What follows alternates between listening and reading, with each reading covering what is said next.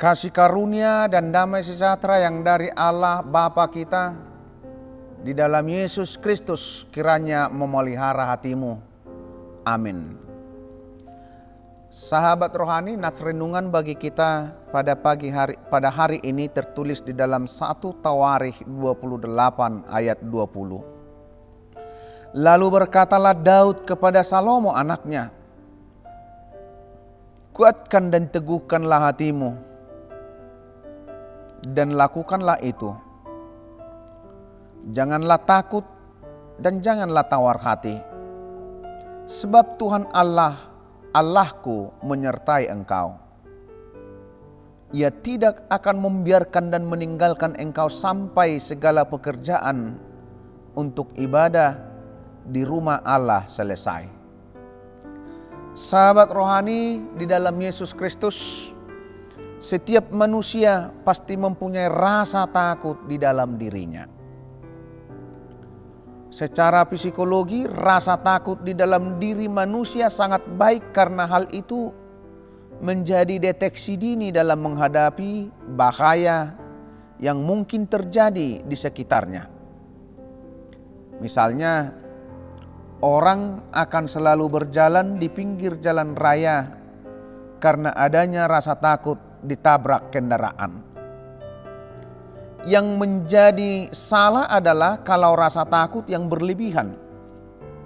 Seperti misalnya dengan maraknya berita-berita penculikan anak belakangan ini, maka ada orang tua karena takut penculikan, penjualan anak, maka anaknya tidak diberi kesempatan kemana-mana.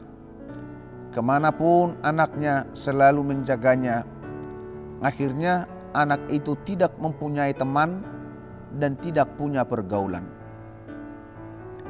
Sahabat rohani, di dalam Yesus Kristus rasa takut itu juga lah yang kita lihat dalam diri Salomo pada nats ini. Rasa takut Salomo adalah ketika dia akan menggantikan ayahnya Daud untuk memimpin Israel. Salomo dalam hal ini paham betul tentang karakter dan perlakuan bangsa Israel, juga saudara-saudaranya yang selalu ingin menjatuhkan.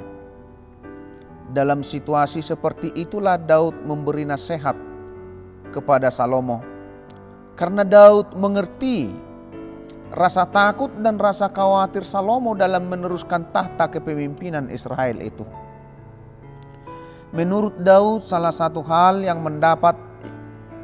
dapat mengusir rasa takut itu adalah ketika Salomo mengakui dan beriman kepada Allah Daud.